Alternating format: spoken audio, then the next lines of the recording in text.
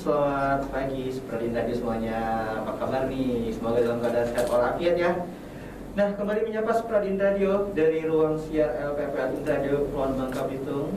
Udah 3 nih ya. Ada Uki seperti biasanya bakal menemani kamu semua dalam program Kucinta Babelku nih sampai pukul 11 nanti.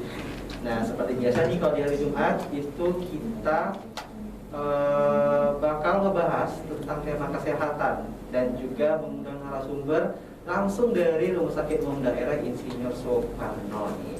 Dan kali ini kita kedatangan 2 narasumber cantik hari ini. Ada Dr. Eni Marziah nih, kan Linpat SPPK selaku dokter spesialis patologi klinik di RSUD Insinyur Soekarno Bangka Belitung. Selamat pagi dokter. Selamat pagi. Terus juga di ujung nih ada juga yang nggak kalah cantiknya nih, ada Mbak Ludita Loliana ya, AMAK, Koordinator Laboratorium Patologi Klinik. Selamat pagi Mbak. Pagi. Oke. Nah, seperti biasanya seperti radio buat kamu yang pengen tanya-tanya nih ya. Kebetulan tema kita pagi ini adalah tentang tahap praanalitik pada pemeriksaan laboratorium. Nih, siapa tahu nih yang ada pernah pergi cek diri ke laboratorium kan ya, memeriksa sampel atau apapun itu, terus bingung nih, kira-kira dalam pemeriksaan laboratorium itu ada tahap apa aja sih? Nah, praanalitik ini adalah salah satu tahapnya ya dalam memeriksa sampel gitu. Nah, siapa tahu yang kalau mau nanya nih, ini bisa langsung menghubungi kita di 0812 717 9760 atau juga bisa berkomentar nih di laman Facebook Pemerintah Provinsi Kepulauan Bangka Belitung, karena kebetulan kita sedang live di sana ya, dan juga bisa chat juga atau komentar juga di Instagramnya RSUD Insinyur Soekarno Babel ya, karena kita juga sedang live di sana gitu. Dan kita pagi ini berterima kasih nih buat Pondok Kaun ya sudah mensponsori kita nih, ada nih bisa dilihat ya. Enak banget kayaknya diminum, nanti kita minum ya habis ini. Oke deh, saya pengen kenalan dulu nih sama narasumber kita nih. Boleh mungkin kenalan dulu dari Mbak Ludita, Mbak Dita ya mungkin ya. Lulu. Mbak Lulu, oke, nama gaulnya Mbak Lulu. Mbak Lulu mungkin boleh kenalan dulu sama Supradin Radio dulu nih, sapa-sapa dulu nih. Ya, baik. Assalamualaikum warahmatullahi wabarakatuh. Selamat pagi, nama saya Ludita Loliana. Saya seorang peranata laboratorium kesehatan di RSUD Dr. Insinyur Soekarno. Oke, udah lama Mbak Lulu di RSUD Soekarno?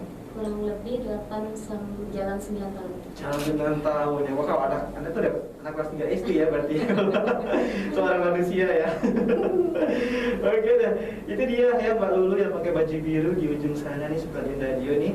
Nah, kita beralih sedikit nih ke kiri nih, ada Dokter Eni Marziah nih. Boleh kenalan dulu dokter? Ya.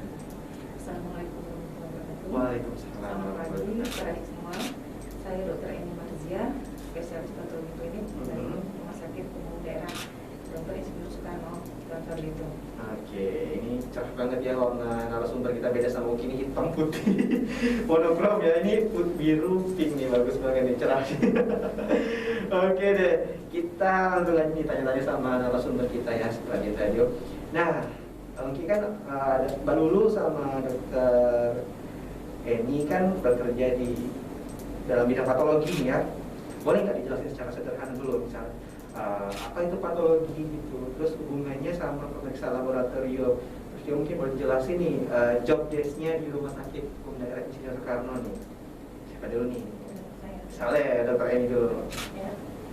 Patologi berasal dari 2 kata ya. Oke. Pato dan patologi. Patologi itu yang kita tahu, yang dari bahasa Yunani itu adalah suatu kelainan. Kelainan, ontologi itu ilmu. Jadi kalau patologi itu adalah suatu ilmu yang membahas tentang suatu kelainan, penyakit, proses terjadinya suatu penyakit itu. Nah, patologi ini ada beberapa cabang ilmu. Kemudian yang untuk patologi itu ini adalah satu cabang dari ilmu kedokteran yang mempelajari tentang cairan tubuh. Ya, baik dari darah, urin, feses, ginjal, kemudian sekutu, atau cairan-cairan tubuh lainnya seperti cairan otak, kemudian bisa dari cairan rongga pleural, kemudian juga dari rongga perut. Nah, kita sebagai patologi klinik itu berperan di sini membantu membantu klinisi dalam menegakkan suatu diagnosa. Sebenarnya peran patologi itu ada 3 ya. Iya. Sebagai perannya itu dalam peran di medis, sebagai profesinya membantu klinisi untuk memberikan saran pemeriksaan selanjutnya bagaimana mendiagnosa deteksi dini satu penyakit, kemudian diagnosis, kemudian monitoring terapi, juga bagaimana prognosis untuk penyakit tersebut.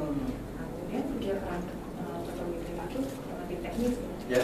Teknis dalam memantau mutu dari hasil suatu laboratorium dengan memantau tahap analitik dan fase analitik untuk memberikan suatu hasil laboratorium yang baik ya, dengan pengendalian mutu baik internal maupun eksternal. Kemudian juga perannya sebagai manajer dalam memberikan informasi dalam suatu sistem informasi, kemudian manajerial inventory, kemudian juga untuk sumber daya manusia dan juga untuk ada dalam hal bisnis ya, bisnis plan untuk satu laboratorium. Oke, luas banget ya ternyata patologi ini ya. Oke, itu dari sedikit penjelasan dari Dr. Eni nih ya. Mungkin Mbak Lulu mau menambahkan nih. Iya. Kalau saya berkolaborasi dengan teman-teman analis yang di lab itu lebih ke sebagai operatornya. Oh, manajemennya gitu ya. Pelaksananya, teknis, secara teknisnya. teknis ya. Oke, berarti Mbak Lulu teknisnya, yang teman-teman lainnya yang praktiknya gitu ya. Nanti kami akan berkonsultasinya dengan spesialis patologi klinik. Oke, berarti kolaborasi nih ya setiap hari ini ya kerjanya Dr. Edi sama Mbak Lulu ya.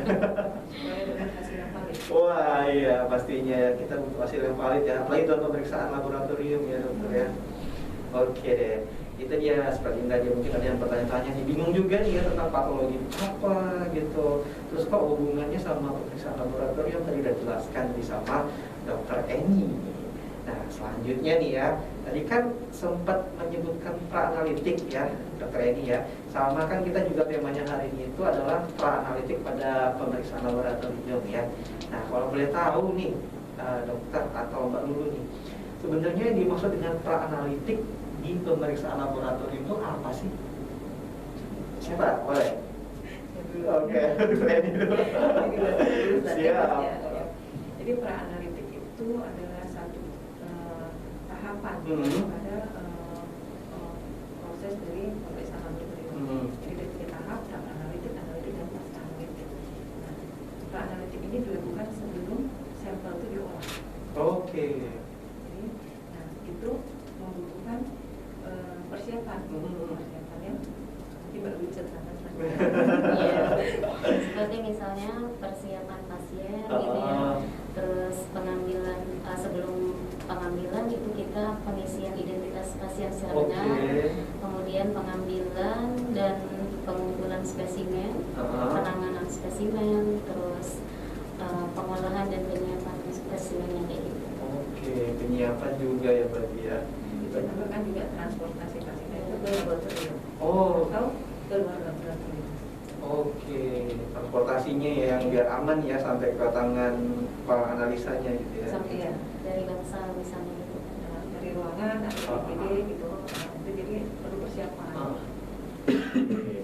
Itu dia seperti tadi. Jadi masih bertanya tentang pra-analitik itu lebih kepada tahap persiapan ya, dokter yang ya. Maksudnya ke tahap persiapan untuk sebuah sampel yang bakal diperiksa di laboratorium gitu ya. Oke. Tahap persiapan seperti tadi. Nah, kalau boleh tahu nih tujuan dari adanya pra-analitik pada pemeriksaan laboratorium, mungkin boleh dijelaskan nih. Tujuan adanya tahap pra-analitik ini itu untuk mendapatkan suatu hasil, suatu sampel yang representatif untuk dilakukan pemeriksaan. Jadi sampelnya benar, kemudian pemeriksaan yang sesuai dengan permintaan dan tidak terjadi kekeliruan pasien, sampelnya tidak tertukar antara satu pasien dengan pasien yang lain. Untuk tujuan dari pra-analitik tadi ya. Mungkin Mbak Lulu mau menambahkan? Sama. Hidup ya jawabnya. Oke. Oke. Berarti emang tujuannya itu supaya sampel tersebut aman baik gitu ya. Iya. Bisa representatif. Representatif itu maksudnya seperti Iya, apa? Memenuhi syarat. Iya, Oh. sampel itu memenuhi syarat untuk dilakukan pengolahan berikutnya. Oke. Ya, agar tidak. Jadi kalau misalnya sampelnya udah nggak benar dari Ah. awal itu Pak nantinya udah salah, itu selanjutnya ya akan salah. Oh, berarti Dari di pre-analitik ini itu bahan bakunya kita untuk mendapatkan bahan baku itu yang memang harus benar-benar oke, ya benar. teliti gitu. Ya, ibarat kata kalau bikin sepatu gitu ya, bahan bakunya harus bagus supaya Iya. hasil sepatunya berkualitas. Jangan gitu ya. sudah dibuat sepatunya udah dijahit robek. Berarti tahap pre-analitik ini bisa dibilang sangat penting ya dilakukan ya, dokter ya, apa dulu ya. Oke deh, berarti penting banget seperti tadi Oma. Oh. Nah, kalau boleh tahu nih selain dokter sama Mbak Lulu nih sebagai koordinator ya sama dokter spesialisnya nih, kira-kira siapa aja sih yang terlibat dalam melakukan dalam tahap pra-analitik pada pemeriksaan laboratorium? Mungkin Mbak Lulu nih yang lebih ininya nih. Ya, yang terlibat selain dari kami, analis kesehatannya juga dokter spesialis patologi klinik itu ada dokter klinisi, dokter lain sebagai dokter umum, dokter spesialis penanggung jawab pasien kayak gitu. Kemudian para medis atau perawat, pasiennya sendiri, sama ya petugas transportasi, layanan transportasi. Oh, yang nganterin spesimen sampel tadi ke Iya. ininya ya, analitiknya ya gitu ya. Berarti sekali bertugas itu lumayan ramai dalam ruangan gitu ya.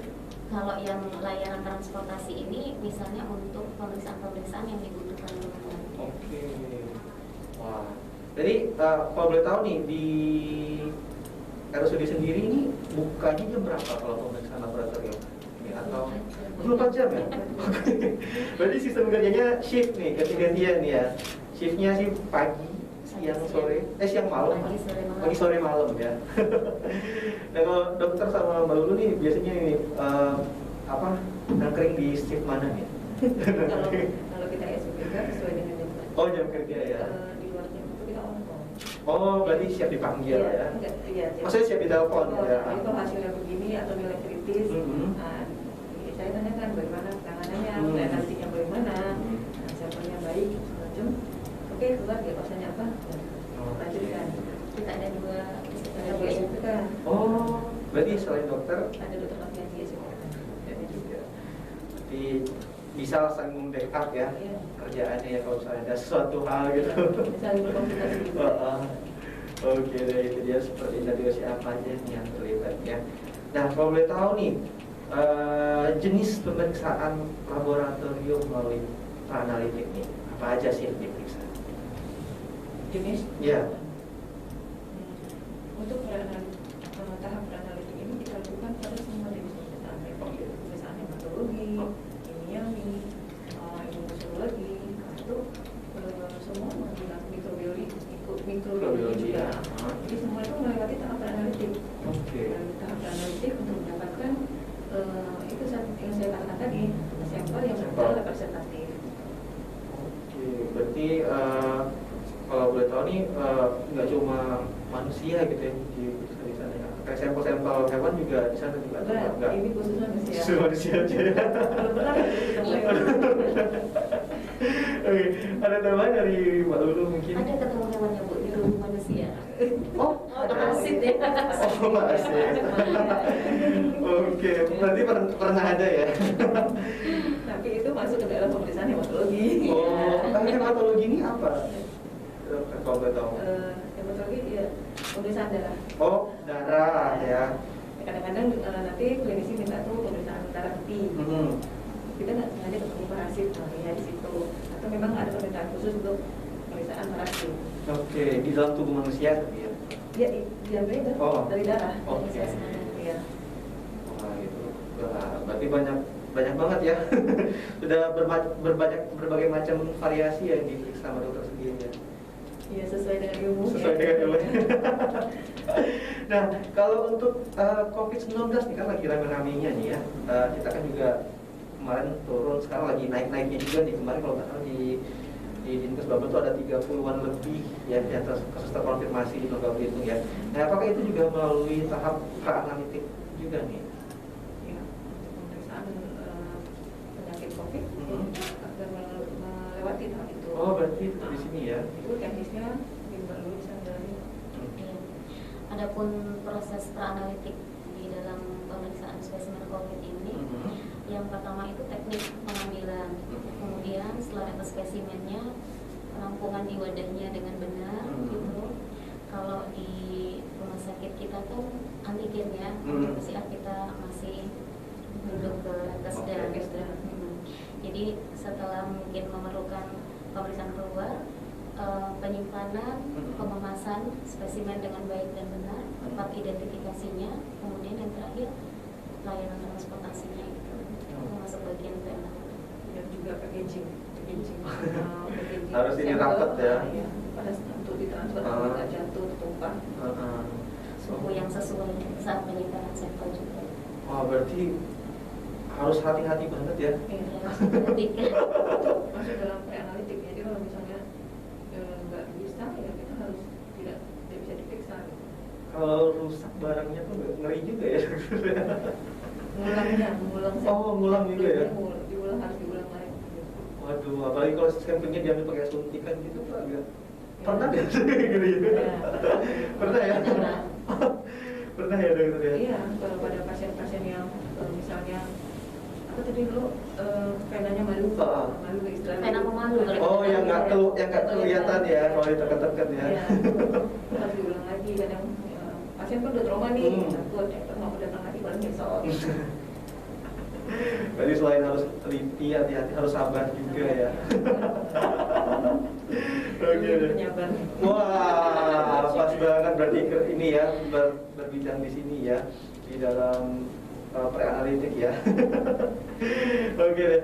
Nah, tadi kan kita ngomong tentang hati-hati ya, teliti gitu. Kalau boleh tahu nih, apa aja sih yang harus disiapin seorang pasien nih kalau misalnya mau memeriksakan diri di laboratorium pada saat tahap pra-analitiknya nih? Kalau untuk pasien, pasien itu sebelumnya sebaiknya dia udah tahu ya dia mau diperiksa apa dan apa yang harus dipersiapkan. Di dalam pre-analitik ini perannya pasien dan si petugasnya. Nah, kalau untuk petugas itu yang disiapkan. Kalau untuk petugasnya itu alat dan bahan, media kayak gitu yang harus dipersiapkan untuk petugas. Oh, kalau boleh tahu alat dan bahan itu apa aja sih, Mas? Seperti misalnya saat pengumpulan spesimen darah itu kan setelah kita mengambil darah itu harus menyediakan media-media yang sesuai, seperti misalkan tabung-tabung yang mulai warna volume yang cukup itu harus dipersiapkan. Wadah juga harus steril. Oke, berarti kayak perkakas kayak mengambil sampelnya setelah suntik juga itu termasuk alat sama medianya gitu ya. Beban ini kan pembebannya gitu kan mudah kita mendapatkan penanya. Berarti cukup banyak ya yang dipersiapkan. Terus kalau misalnya tadi kan pada pasien kan harus tahu dulu dia penyakitnya seperti apa. Berarti pasien ini diminta untuk berkonsultasi dulu ke dokter umumnya atau gimana tuh? Kan tadi harus tahu penyakitnya seperti apa gitu ya, misalnya untuk diperiksa spesimennya gitu. Oh bukan, ya misalnya dari dokter yang dia keluhannya apa. Dokter kan ingin melakukan pemeriksaan dan apa. Nah itu sebenarnya ya di edukasi juga itu harus misalnya harus puasa. Oh gitu. Nah, terus pengambilan urinnya tuh jangan urin yang full, jadi iya dibuang dulu, kemudian ditahan, kemudian baru ditampung urinnya. Nah kemudian bagaimana dahak itu juga harus benar-benar dahak, bukan ludah. Atau kadang-kadang cairan hidung ya, cairan hidung itu yang dikeluarkan tidak itu lewat mulut itu nggak ada seperti. Jadi memang benar-benar harus batuk pasiennya. Oh, kalau misalnya tidak seperti itu, apakah ini dokter, apakah hasilnya juga nggak maksimal atau iya, gimana? Iya, hasilnya nggak maksimal. Nanti kita akan mengulang lagi. Kalau kita tuh tolak sampel, tolak sampelnya, yang rugi juga pasiennya rugi kan. Ya, rumah sakit juga, labnya juga rugi dong. Mengerjakan satu sampel yang nggak representatif. Oke. Terbuang regen. Oh, Tapi saya pernah punya pengalaman tuh dokter. Saya kan pernah ikut tes narkoba ya, kalau nggak salah yang mengambil urin ya. Nah, itu tuh saya ngambilin dari awal gitu sampai habis atau sampai tengah gitu. Itu apakah bermasalah Pak? Kalau narkoba nggak masalah. Nggak masalah ya. Tapi kalau untuk yang urin rutin, itu yang urinalis itu yang perlu. Kita kan periksa pH-nya, leukosit, eritrositnya kita lihat di situ. Oke. Terutama kalau yang wanita, misalnya lagi haid itu harus kabarin haid, jangan nanti katanya di urinnya ketemu darah. Oh, itu bisa mengacau ya? Saudara merahnya banyak, nanti ya jadinya ke penyakit yang lain gitu kan. Padahal dia cuma haid gitu kan. Biologis ya. Tapi pernah dokter selama bertugas ketemu yang kayak gitu maksudnya? Ada. Ada ya? Iya, akhirnya kita ini kok banyak ya gitu. Tanya lagi, ini oh nggak bisa, ini nggak bisa kita makan. Bisa ya, sediakan lagi ya besok makan urinnya gitu. Oke. Wah, kalau misalnya untuk kayak tadi kan ada persiapan dahak gitu ya. Saya kan juga pernah disuruh gitu buat periksa dahak. Cuma tuh kayak nggak keluar dahaknya. Jadi cuma kayak gitu terus keluar gitu. Itu apakah masuk dahak atau ludah aja tuh? Kelihatan biasanya. Iya, kalau dahak itu lebih kental ya. Oh, nggak putih transparan gitu ya? Enggak. Agak hitam, agak hitam putih. Putih lebih kental. Oh iya. Pengaruhnya lebih kental dahaknya. Dan kalau kita pipet itu dia kumpul gitu ya. Kadang-kadang pengalaman pasien juga ada yang sampai balik lagi ke dokternya untuk dibantu dikasih obat yang biar bisa menurunkan dahak. Politik gitu. Oke. Kira-kira ada tekniknya nggak nih dokter atau Mbak Lulu nih untuk supaya bisa menguatkan dahak? Teorinya sih pasien itu dalam posisi berdiri atau posisi duduk, kemudian tarik nafas dalam, kemudian pada saat selesai nafas dalam itu dia berusaha untuk terus mengeluarkan nafas itu, berusaha untuk batuk. Atau ada juga teorinya juga dalam posisi ruku. Oh, pas kayak ruku sholat gitu ya? Jadi kemudian wadahnya diletakkan di mulut, diudahkan gitu, batukan, kemudian keluarkan. Oke, itu dapat ilmu baru nih seperti tadi ya. Tips mengeluarkan dahak nih. Oke deh, itu dia ya seperti tadi. Jadi emang banyak banget yang harus disiapin nih. Sama jadi pasiennya juga nih ya, harus jujur ya dokter ya kalau misalnya mau memeriksakan diri ya. Harus diinfokan ke ini ya. Oke, soalnya takut ada campuran obatnya masuk ke dalam spesimennya gitu ya. Iya. Oke, nah kita langsung masuk nih ke inti temanya nih pada pagi hari ini. Nah, boleh tahu nggak sih diceritain tahapan-tahapan saat melakukan analitik di pemeriksaan laboratorium nih? Nih, Mbak Lulu dulu. Oke, Mbak Lulu nih ya. Tahapan-tahapannya? Iya. Tahapan-tahapannya kalau untuk analitik seperti yang tadi diulas di awal itu dari persiapan pasien. Persiapan pasien. Sebelumnya pasien itu sudah membawa formulir permintaannya dari dokter gitu. Kemudian kita mencocokkan identitas pasien, maka kita tidak dianjurkan untuk kan di form pemeriksaan itu sudah ada nama ya. Yeah. Misalkan Ibu Ani gitu.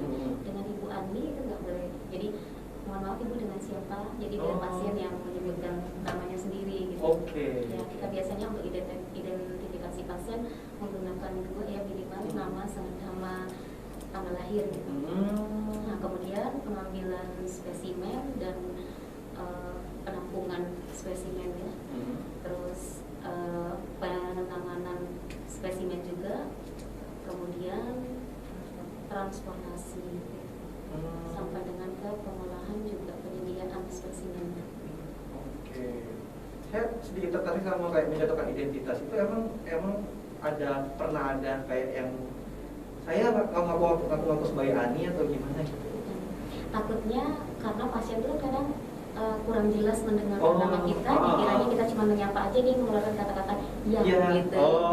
Itu pasien-pasien yang rawat jalan ya, karena tidak pakai gelang. Tapi kalau misalkan pasien rawat inap, kita bisa lakukan komunikasi itu. Kemudian perhatikan gelangnya juga. Jadi seorang analisnya itu dianjurkan untuk memperkenalkan diri dulu. Permisi. Jadi misalkan pasien datang, selamat pagi Ibu, saya dengan Ludita, saya petugas laboratorium ya. Ibu ada pemeriksaan ini dari dokter ini. bisa tolong dibantu sebutkan nama ibu siapa, tanggal lahir, nah kemudian udah cocok baru kita persiapan pengambilan. Oke, berarti sedetail itu ya. Iya, tapi nanti kalau itu udah dilakukan setiap hari ya terbiasa kayak ringan aja kayak gitu. Udah jadi kayak sehari-hari gitu ya, kebiasaan sehari-hari. Udah SOP-nya begitu kan. Oke. Setiap hari. Nah, itu supaya mendapatkan hasilnya benar. Mm-mm. Sampel yang benar, pada pasien yang benar. Iya. Terus kalau untuk pengambilan spesimen nih, berarti itu ada ruang khususnya yang steril banget ya, dokter? Atau gimana tuh? Ruang khusus. Pengambilan spesimen iya, ada ruang Oke, sampling. ruang sampling ya. Oke. Nah, kalau untuk penanganan spesimen berarti spesimennya dimasukin gitu ya, dimasukin dalam botol tutup tadi gitu ya. Sesuai jenis pemeriksaan. Oke. Itu apakah ada suhu khususnya atau disimpan dalam kulkas dulu atau gimana itu? Ya kalau dia langsung diperiksa, jadi spesimen itu kan kita tentukan dulu ya. Oh. Spesimennya udah benar, sesuai dengan permintaan, volumenya cukup nggak. Nah, kemudian kita lihat dia lisis apa enggak. Nah, kemudian kalau memang semua baik, kita lakukan pemeriksaan. Dan kalau seandainya itu memang harus dilakukan pemeriksaan itu harus dikirim, kita simpan dulu dengan suhu-suhu tertentu. Atau kalau misalnya kayak darah itu plasma itu darah itu bentuk plasma, kita ambil dulu serumnya kita simpan itu di kulkas. Oh, baru dikirim besok. Kita kirim misalnya ke laboratorium mana yang misalnya kita nggak ada nih di RSUD atau kadang nggak bisa direct misalnya itu butuh cepat, itu kita kirim ke lab lain. Oke. Jadi seorang pasien nih kalau saya datang mau memeriksakan diri ini berarti harus nunggu dulu sampai dari timnya valid, oke gitu baru boleh pulang gitu ya. Atau gimana? Nanti biasanya itu kita kasih estimasi, Oh, estimasi untuk ya. pemeriksaan tertentu. Nah setelah kita pengambilan sampel terus dimasukkan ke tabung-tabung sesuai dengan jenis pemeriksaannya, dia ada stabilitas sampelnya juga. Oke. Setelah dipastikan stabil baru ini ya, baru aman gitu ya. Ya kita lihat dulu ini sampelnya bagus nggak. Kadang-kadang kita mau kalau misalnya agak kurang bagus kita melakukan pengulangan pengambilan sampel. Oh gitu. Ini totalnya rata-rata Kalau lengkap kurang lebih 2 jam. 2 jam ya? Lengkap ya. Lengkap ya. Kimia dalam rutin, kimia klinik itu 2 jam. Oh. Dan itu 2 jam itu ya dari mulai sampling sampai hasil keluar. Oh. Nggak bisa cepat ya. Kan running alat itu pasiennya mau cepat, terus alatnya masih running gitu ya. Sampelnya Iya. kita nggak bisa stop. Gitu. Oh, saya pikir berhari-hari dulu hasilnya. Ada yang tertentu ada yang bisa. Ada ya. Oh, paling cepat berapa lama? Dokter kalau boleh tahu. 2 jam itu ya? Iya, 2 jam itu. Kalau paling lama ada berapa? 1 jam juga bisa. Kalau pemeriksaannya cuma hematologi aja. Iya. Tapi kalau kayak pemeriksaan mikrobiologi itu butuh beberapa hari gitu. Oke, kalau sepengalaman baru sama dokter nih, paling lama berapa hari sih keluar hasilnya? Kalau untuk pemeriksaan yang dilakukan di dalam rumah sakit kita nggak berhari-hari sih. Nggak berhari-hari ya? Bisa dibilang dia bukan promo ya, soalnya cepet. Wah, itu ya. Dan mudah-mudahan puas ya. Emang ini media promosi sekali. Di balik ini pembagian informasi juga media promosi kadang-kadang. Oke deh. Nah, saat memeriksa spesimen nih, apa aja sih kira-kira yang harus diperhatikan sama petugas laboratorium nih supaya agar pemeriksaan itu dapat dilakukan dengan baik nih?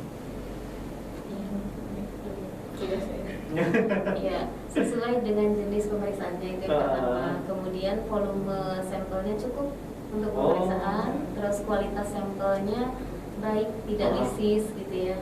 Nah, kemudian itu berhubungan dengan teknik juga nantinya. Kemudian penampungan dengan wadah yang sesuai persyaratan sampai dengan ke identitas pasien yang harus tetap. Oke, berarti identitas pun juga harus diperiksa dengan baik ya. Wow. Harus selain sampel identitas juga harus ini ya. Oke, saya agak terpancing sama kata-kata lisis. Lisis ini sebenarnya seperti apa sih, Mbak Lulu atau dokter nih? Sering berada di lisis ya. Banyak sebenarnya ya lisis, ya, tapi kalau lisis itu lebih ke kerusakan gitu. Jadi serumnya itu rusak.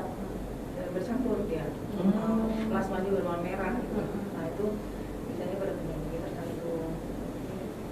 atau memang pada saat sesudah di sampling teknik memasukkan darah itu ke penampungan ke tabung wadah itu salah. Harusnya misalnya harus melalui ditabung pelan-pelan. Kadang-kadang terlalu cepat, misalnya kalau pasien banyak langsung cerut aja gitu, itu bisa mempengaruhi sampelnya ya. hidrolisis gitu. Oh, berarti tekniknya juga banyak ya. Itu masuk ke analisis.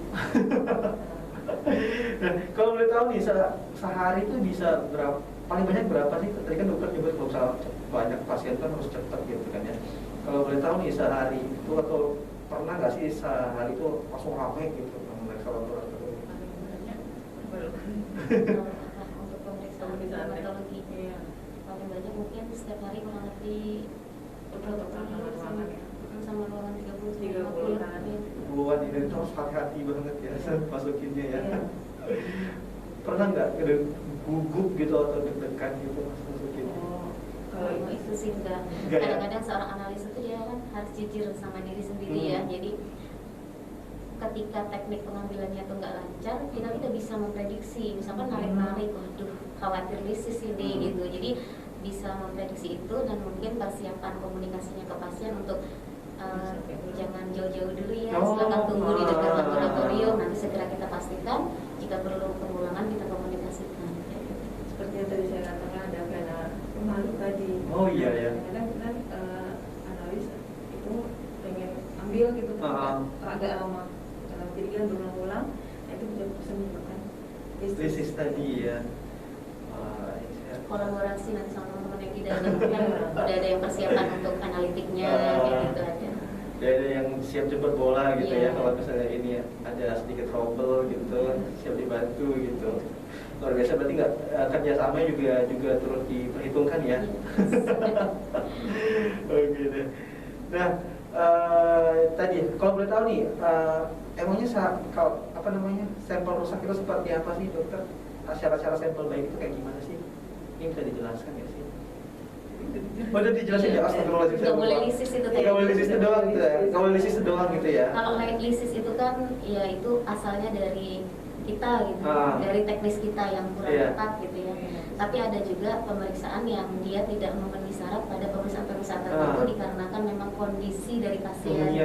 Ya, misalkan ikterik tuh kuning gitu. Kita nggak kita periksa. Untuk pemeriksaan tertentu ya. Ya, kita tunggu dulu, nanti kita laporkan ke klinisi bahwa ini sampelnya ikterik, nanti sampling ulang lagi gitu. Oke, siap. Tadi ya, Yogi jadi lupa sendiri. Oke. Nah, kalau proses persiapan sampel yang dilakukan di laboratorium RSUD Ismail Soekarno-Batok seperti apa nih? Persiapan sampel. Persiapan sampel itu ya tapi harus volumenya cukup tadi ya. Iya tadi itu termasuk pertanyaan itu tadi ya. Coba yang lupa nih. Oke, sebelum saya lanjutin pertanyaan saya ini dokter, ini ternyata ada beberapa yang masuk pertanyaan ini, saya bacakan dulu boleh ya? Ya. Ini ada Bang Yanto di Raskin sekitaran Buatunu Pangkal Pinang nih. Bertanya nih, boleh nggak sih dijelasin pengertian laboratorium beserta fungsi dan jenisnya gitu? Dan terima kasih. Laboratorium itu adalah suatu tempat pemeriksaan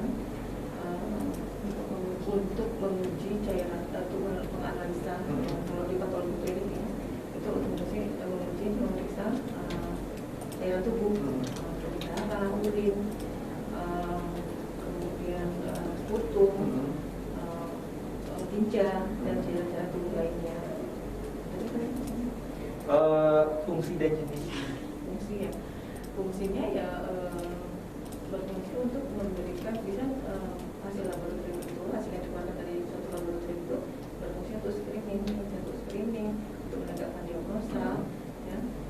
Kemudian juga untuk tahu untuk monitoring terapi, misalnya orang yang sudah makan obat, bagaimana progresnya gitu. Kemudian juga untuk prognosis suatu penyakit, itu fungsinya. Kalau jenisnya nih? Jenis ya.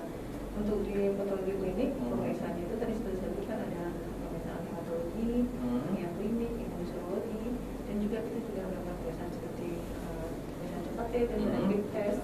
Oh ya, ya. PCR BPA. PCR, BTA, dan juga ada kita punya pemeriksaan tes cepat molekuler untuk TB. Oke, jadi ya. Untuk Bang Yanto di Raskin seputaran Tua Tunu itu tadi ya penjelasan dari dokter. Ini mungkin Mbak dulu mau nambahin? Ada. Oh, boleh. Kita melakukan pemeriksaan yang kayaknya satu-satunya di Bangka Belitung Bu ya. Yang pemeriksaan kita punya HbA electrophoresis Apa itu? untuk orang-orang yang dicurigai menderita suatu thalassemia dengan anemia yang dicurigai dengan itu menderita thalassemia. Thalassemia ini seperti apa, dokter, kalau boleh tahu? Saya Tidak pasti ya penyakit thalassemia ya penyakit dari adanya kelainan pada eritrosit ya. Eritrosit ya banyak faktornya, terutama itu karena faktor genetik. Oke. Jadi itu ditandai dengan orang-orang yang HB-nya selalu rendah. Oh, masih diukur gitu ya? Bukan diukur, diperiksa. Sorry. Jadwalnya nanti Senin Kamis Mas Senin Egi. Kamis ya. Senin Kamis Dan ya. bisa kita keluarkan besok pagi. Promosi lagi. Oke. Cepat Iya. Berarti tadi ya ada yang HR, apa tadi? HBL itu. HBL ya. Jadi buat seperti Nadia nih dan juga Bang Yanton ya, semoga menjawab ya pertanyaannya dari pengertian laboratorium yang tadi kita obrolin selalu nih, sama fungsi sama jenisnya. Dan di tadi di Bangka Belitung IRSUD sendiri sudah cepat dan lumayan lengkap ya untuk pemeriksaannya ya, mau apa ya. Oke deh, jadi sudah dijelasin juga nih. Oh iya, sebelumnya terima kasih buat Bang Yanto di Raskin di Tunu, semoga menjawab. Dan tadi juga dijelasin nih berapa lama tadi waktu yang dibutuhkan ya, sekitar 2 sejam udah pernah ada ya gitu ya. Sejam pernah, tergantung. Kali untuk pemeriksaan semua 2 jam. 2 jam ya, rata-rata ya, pukul rata gitu ya. Jadi bos pilihan dia nggak perlu lama-lama, 2 jam aja udah bisa ya. Untuk hasil keluar ya. Hasil keluar ya. Bukan pre-analitiknya. Bukan pre-analitiknya ini doang nih, karena semua hasilnya sampai outputnya, sampelnya juga dokumennya keluar tuh 2 jaman ya gitu ya. Oke, ini saya mau nanya lagi nih.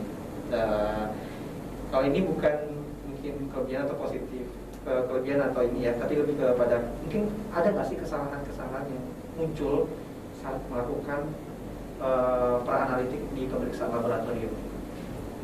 Ya, kesalahan pada tahap analitik Iya. ini dia sering terkadang pada pasien ya, pasiennya misalnya nggak puasa gitu kan, karena dia butuh puasa atau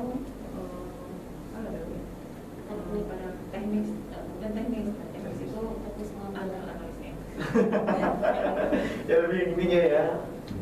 Teknis pengambilan darah itu kan dari mulai dia dibebat sampai dengan selesai pengambilan darahnya itu nggak boleh lebih dari 2 menit. Misalkan kurang dari 2 menit selesai diambil gitu. Nah terus nanti kalau misalkan sulit ketemu vena pemalu, dan di situ kita lama tuh, agak sedikit mengganggu. Kemudian pasiennya tadi misalkan ada pemeriksaan anak-anak juga ya, sulit anak-anak. Itu kadang-kadang nggak bisa satu analis yang nggak dicekkan. Ya. Kalau dia hanya pergi dengan orang tuanya, 1 orang, sepatu dipegang gitu ya. Berarti pernah ada insiden. Ada. Nah terus emosinya anak-anak kan kita kemudian ini misalkan ada pemeriksaan feses ya, tapi dia belum menyentuh, dia belum buang air besar gitu. Jadi otomatis udah lama ya. lama. Sama kadang-kadang kalau pasien itu dalam kondisi datang dia habis aktivitas yang agak melelahkan, itu juga ikut pengaruh ke pemeriksaan feses. Berarti harus Pasien kurang minum bisa. Kurang minum juga masuk ya? Iya. Karena itu pasien yang banyak minum membantu sekali Bu ya, dalam proses teknik kan. 50% tubuh kita nih air gitu ya. Dengan dia banyak minum otomatis pembuluh darahnya juga besar, lebar. Jadi kita gampang manggilnya. Kalau orang yang dehidrasi kan itu pembuluh darahnya udah kolaps gitu kan. Jadi puasa itu agak susah tuh ngambilnya. Nah juga orang yang terminum, kita agak lama ngambilnya tuh. Jadi kadang kita sarankan ke pasien minum dulu ya Pak. Puasa boleh minum putih Bu ya? Nah untuk puasa boleh minum air putih, jangan udah puasa. Nggak minum apa-apa ya? Minum air putih boleh. Iya, bukan kayak puasa, mohon maaf kayak kalau maksudnya bukan kayak puasa Ramadan gitu ya, Iya. tapi lebih ke puasa makan gitu Iya, ya mungkin ya. Oke, berarti kesalahan-kesalahan biasa muncul ini pada teknisnya pengambilan juga mungkin kayak pasien dari dalam pasiennya juga gitu kan. Iya. Ya. Oke. Saya agak ini sih, kalau misalnya anak-anak sih, kalau misalnya lansia ini juga ada pengaruhnya nggak? Iya. Beda juga nggak teknik pengambilannya? Ya, tergantung juga seperti tadi ya, kalau misalnya memang pembuluh darahnya oke, kita bisa cepat. Atau pembuluh darahnya yang agak susah ya kita sarankan seperti yang tadi. Pembuluh darahnya kadang-kadang kurang mapan gitu udah usia. Iya, Kan kalau Udah termakan usia ya. dasar sudah berkurang. Iya. Oke, berarti emang harus lihat-lihat kondisi situasi ya, nggak bisa satu pakem gitu ya. Tidak bisa disamaratakan. Karena kan kondisi manusia juga random ya dokter ya, ada yang seperti ini, ada yang seperti itu gitu. Oke deh, itu tadi kesalahan, mungkin juga jadi kendala dan hambatan gitu ya, mungkin kalau saat melakukan pemeriksaan nih. Nah, setelah melakukan pre-analitik nih, ada nggak sih tahapan, bisa nggak sih dijelaskan tahapan selanjutnya yang bisa dilakukan untuk dapetin hasil pemeriksaan? Ya, setelah pre-analitik, pra-analitik itu ada 2 tahapan lagi ya, tahapan analitik dan pasca analitik. Ya kalau pra-analitiknya sudah oke, bakunya udah representatif, jadi bisa diterapkan dengan analisa analitik. Di situ dia dilakukan pipetting, menyiapkan spesimennya, spesimennya cukup, kemudian kita masukkan ke alat dengan melakukan pengerjaan. Itu analitik ya? Itu analitik. Nah, kemudian setelah selesai keluar hasil catatan laporan itu pasca analitik tadi ya. Oke. Berarti setelah pre-analitik ini ada 2 nih seperti tadi, analitik sama pasca analitik. Mungkin Pak Lulu mau menambahkan? Iya, sama. Sama ya. Jadi di dalam proses analitiknya itu nanti harus ada pemantapan untuk internal yang kita jalankan setiap hari. Oh, gimana tuh? Jadi dia ada controllingnya Bu ya. quality control. Quality Setiap control. hari sebelum sampel itu dimasukkan, quality controlnya masuk nggak? Tiap alat itu beda-beda. Oh gitu. Berarti harus dipastikan Jadi, ya. ini menguasai semua. Mbak Lulu nih? Iya, Ya, semua ada. analis yang ada di situ. Iya. Iya. Masternya. Nanti ya kalau ada kendala ya kan kita berkonsultasi. Ini nggak masuk ini begini. Nanti spesialis patologinya ini akan memberikan arahan apa-apa saja itu yang harus dilakukan untuk perbaikan Wah, sebelum diperiksa. teknisi juga berarti. Ya itu lebih ke operator teknisi kalau di lab itu. Jadi nanti ini nggak masuk, gitu. Coba kalibrasi lagi ulang gitu. Oke. Ya kerjakan, lalu lihat lagi nanti di grafiknya ada enggak. Oke, berarti pawangnya nih ya. Bisa dibilang pawang alatnya nih. Oke deh. Ini ada beberapa pertanyaan lagi, coba bacain lagi nih ya. Lagi Bang Uki, Bu Dokter, saya ginjal di batu rusa, pengen tanya berapa sih persentase kesalahan yang dapat terjadi dalam hasil pemeriksaan lab tersebut? Terima kasih. Kesalahan. Iya. Ya, jadi dalam pemeriksaan laboratorium itu karena peranalitik ini sangat berperan ya, berperan besar memberikan kesalahan itu sekitar 60-70%. Oh gitu. Ya. Jadi kalau udah peranalitiknya salah ya salah ya. Karena peranalitik itu kan bahan baku. Oh. Ya, kalau bahan baku yang bahan baku itu diolah, kalau memang udah salah, kesalahan dari hasil outputnya nanti itu sekitar 60-70%. Oke, jadi cukup besar ya kalau berperan sekali ya, sangat-sangat berperan ya. Makanya harus tadi hati-hati, teliti, sama sabar. Karena kalau enggak nanti hasilnya enggak representatif tadi, enggak baik juga, enggak valid gitu. Oke deh, itu dia Mas Bang Ijal di Batu Rusa, semoga bisa menjawab ya pertanyaannya. Jawab pertanyaan dari Bang Ijal. Ada lagi nih, dokter sama Mbak Lulu nih. Lalu Mas Uki, saya Dewandra di Pasir Putih, mau nanya ke ibu-ibunya. Kalau masalah laboratorium kan hubungannya juga ke arah jaminan mutu dan hasil. Nah, kalau di RSUP sendiri untuk menjamin itu bagaimana gitu? Mungkin lebih ke ISO berapa di RSUP dan alat dan kalibrasi alatnya. Jadi Di pawangnya nih jawabnya. Ya memang harus diperhatikan. Jadi kalau untuk menjamin mutu dari laboratorium kita itu kita melakukan pertama kan pemantapan mutu internal. Di situ udah ada bahan ujinya yang siap mengujikan alat dan reagen yang kita punya gitu ya. Kemudian baru diujikan ke spesimen, ke sampel pasien. Kemudian kita juga mengikuti atau mendaftarkan diri ya untuk pemantapan mutu eksternal. Ya, jadi bisa dibandingkan nanti kita punya hasilnya yang itu tersertifikasi ya dan ada masa berlakunya. Jadi nanti kita ikut lagi itu bisa dibandingkan dengan peserta-peserta lain, lab-lab lain yang mengikuti pemantapan mutu eksternal itu. Jadi kita akan tahu pemeriksaan di kita itu apakah dia akurat, presisi atau jauh dari itu, kayak gitu. Kemudian kalibrasi alat juga, jadi nanti itu hubungannya dengan teknisi alat. Jadi kita punya juga teknisi alat dari vendornya itu. Nah itu ada masa berlakunya juga. Biasanya kalau kalibrasi alat itu 1 tahun, gitu. Nanti kita perpanjangan lagi dan itu ada arsipnya. Berarti selain dari kualitas SDM-nya, kualitas alatnya juga selalu dipastikan oke gitu ya, supaya tidak ada kesalahan gitu ya. Kayak kata dokter Eni tadi 60-75 ya, 70% itu sangat penting untuk diteruskan ke tahap selanjutnya gitu. Oke, itu dia Mas Dewandra di Pasir Putih, semoga menjawab ya. Makasih. Nah ini ada satu lagi, dekat sama Mbak Lulu nih. Assalamualaikum, siang Kak Oki. Saya Fitria, mahasiswa teknologi laboratorium medik yang kebetulan lagi libur balik Bangka. Dan buka radio pas banget nih temanya nih. Wah. Mau nanya dong, kalau seandainya mahasiswa mau penelitian untuk tugas akhir, apakah bisa menggunakan laboratorium di RSUP? Kalau bisa, ada nggak syaratnya? Kasih Kak Oki. Itu mungkin udah bisa ya. Iya, kemarin juga ada yang PKL ya di laboratorium kita. Nanti itu ada bagiannya.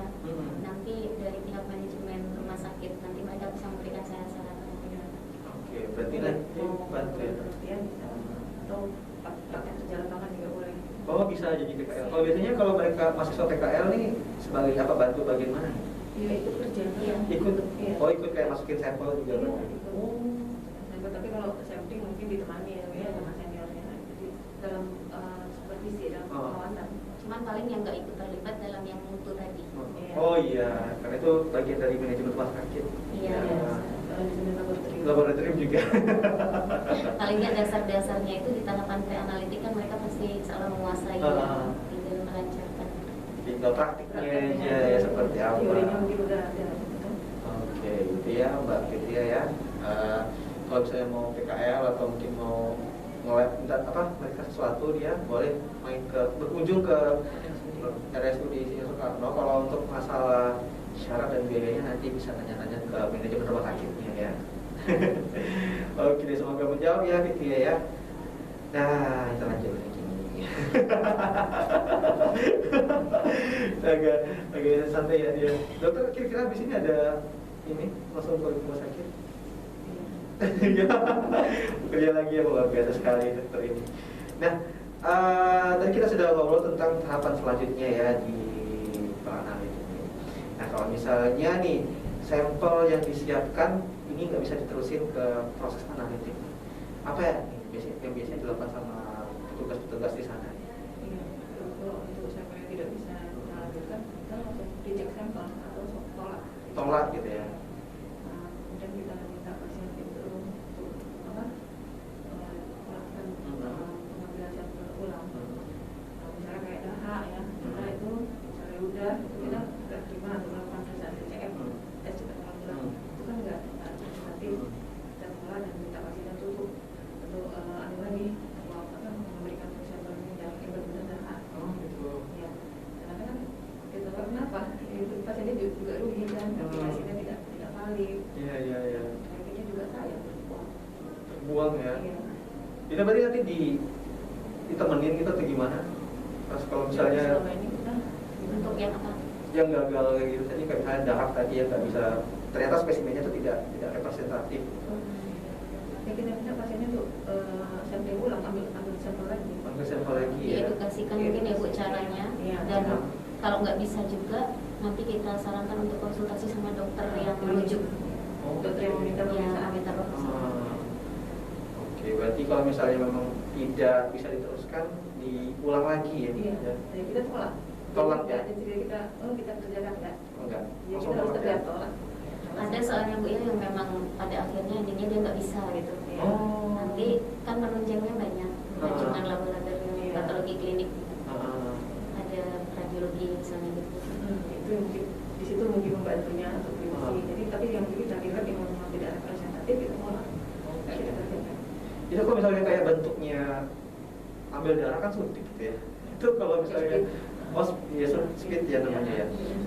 Itu kalau misalnya mereka nolak besok lagi boleh nggak sih gitu atau Kalau kita Kalau mereka nggak mau datang besok maunya diambil saat itu ya kita siap berjuang. oke.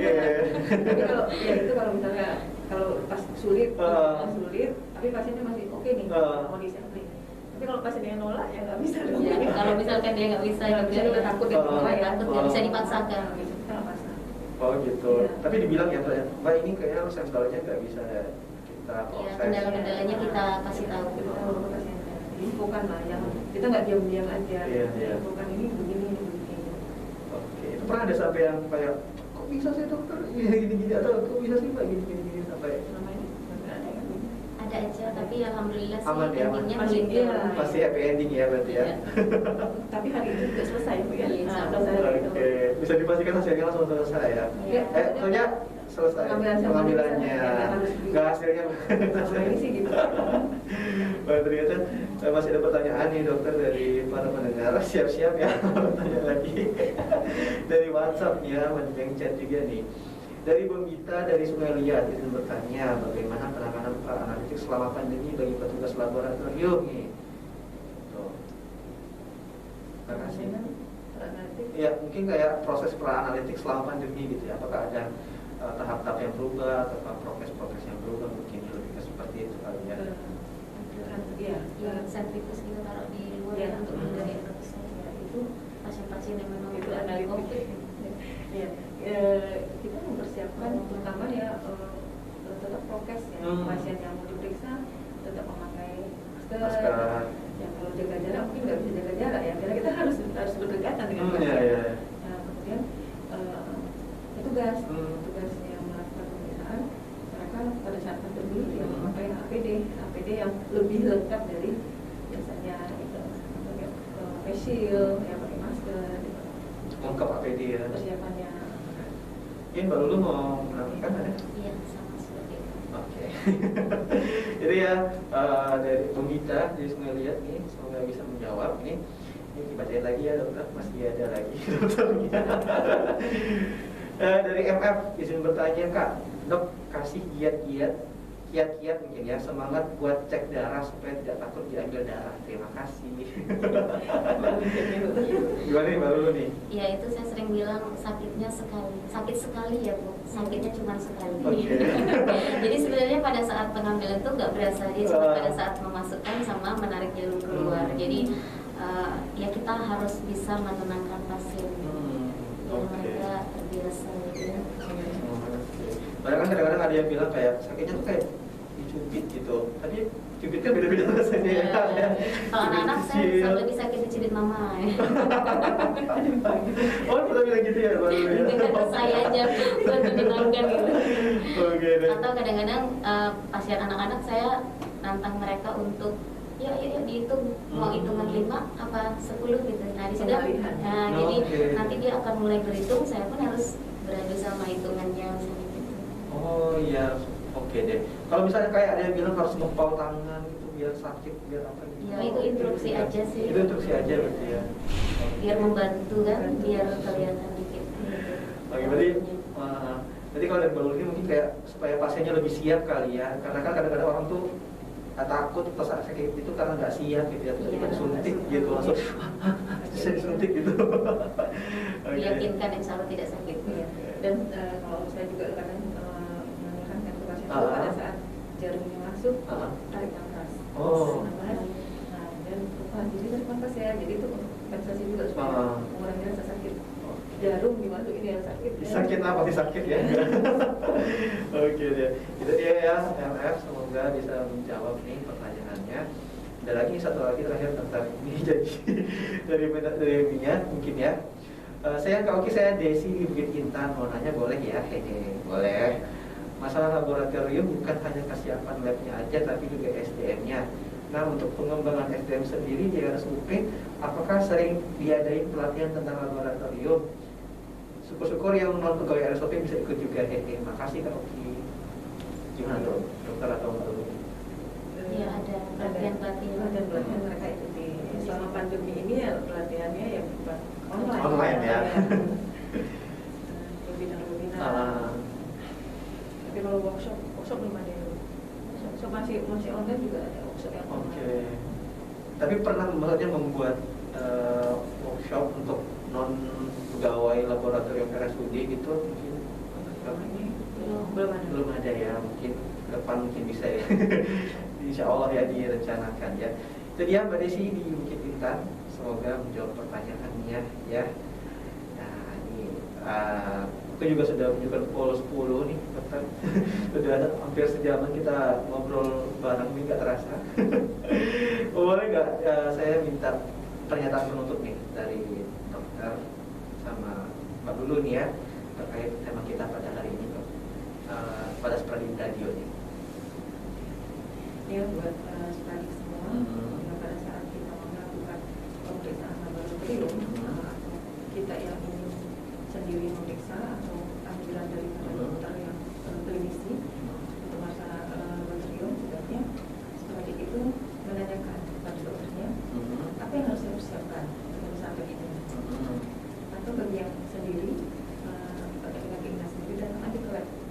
Saya ingin periksa ini, apa yang harus dipersiapkan? Itu akan membantu dalam tahap pre-analitik. Jadi kita mendapatkan sampel yang baik dan benar. Itu yang pre-analitik. Supaya lebih enaknya ya tahu kondisi statusnya ya. Iya, supaya nggak usah diulang-ulang. Oke, kalau dari Mbak Lulu nih?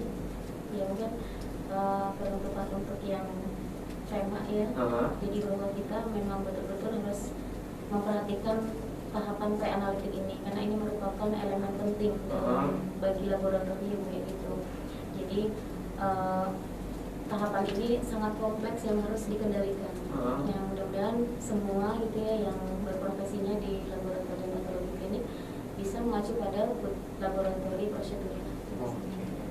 Iya, seperti radio. Pernyataan penutup dari Dr. Eni sama Mbak Lulu yang menjadi narasumber kita pada pagi hari ini dengan tema hal pra-analitik pada pemeriksaan laboratorium ya. Oke, terima kasih Dokter ini Mbak Lulu sudah mau main ke interview hari ini. Semoga nggak kapok ya datang lagi ke sini. Ditunggu bagi-bagi ilmu selanjutnya, nextnya. Mungkin bisa bahas tentang analitiknya sama pasca analitiknya. Banyak ya. Oke, dan terima kasih juga buat Spradik Radio yang sudah berpartisipasi, baik yang bertanya juga dan lain sebagainya nih ya. Izin pamit. Mohon maaf juga kalau ada kesalahan kata. Mohon maaf ya dokter kalau ada kesalahan kata. Ada. Oke, sampai jumpa lagi nih Spradik Radio di Kucinta Bagus selanjutnya, dan jangan lupa tetap dengarkan Radio 97,6 FM sampai pukul 10 malam ya, karena kita masih punya banyak program-program dengan informasi-informasi menarik lainnya dan juga pastinya lagu-lagu yang bisa menemani aktivitas dari Spradik Radio. So, sampai jumpa. Terima kasih. Assalamualaikum warahmatullahi wabarakatuh. Selamat pagi, selamat hari Jumat, dan selamat beraktivitas.